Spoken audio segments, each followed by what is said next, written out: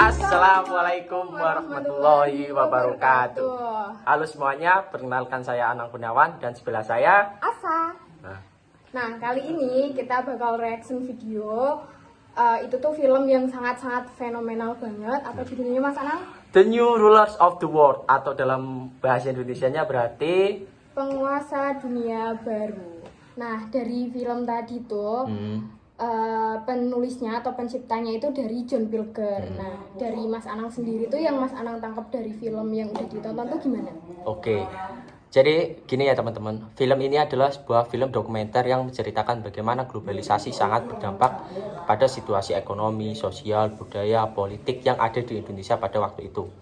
Nah, film yang ditulis oleh John Pilger sendiri ini membuka tentang realitas akan invasi globalisasi yang melanda Indonesia pasca krisis tahun 1998, di mana pada waktu itu negara-negara dunia pertama beramai-ramai menginvestasikan modalnya di Indonesia, yang menurut kebanyakan orang ini diyakini dapat mengentaskan kemiskinan dan mengurangi pengangguran. Namun pada realitanya yang terjadi di masyarakat justru sebaliknya, kemiskinan yang kian meningkat, kesejahteraan yang tidak merata, dan pengangguran yang terus naik. Itu kalau menurut aku sendiri dari film itu tuh itu menceritakan bahwa rakyat atau masyarakat dulu itu sangat diperas dan dipekerjakan oleh para penanam modal yang ada di Indonesia, seperti perusahaan-perusahaan luar yang masuk ke sini seperti Reebok, Nike, Adidas, terus dan banyak lagi. Itu tuh para tenaga kerja Indonesia tuh benar-benar dipaksa dari harus bekerja 36 jam, nggak ada fasilitas yang standar, kesehatannya juga kurang, itu benar-benar diperas. Dan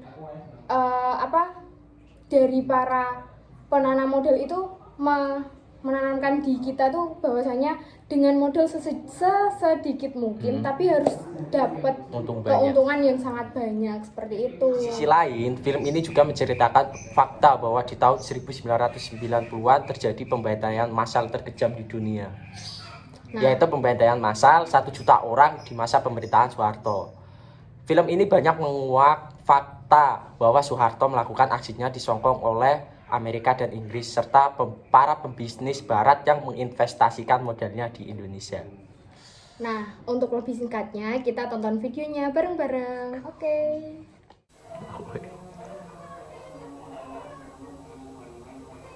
Suara ayam. The prophets of a brave new world, captains of industry, have visions grand and great designs, but none have room for me.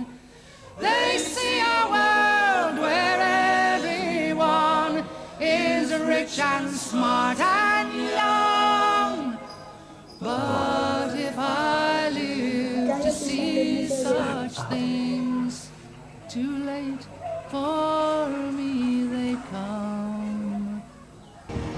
Indonesia is where the old imperialism meets the new. This is a country that should not be poor. It's rich in almost everything. Mountains of copper and gold, oil, timber, and the skills and labor of its people.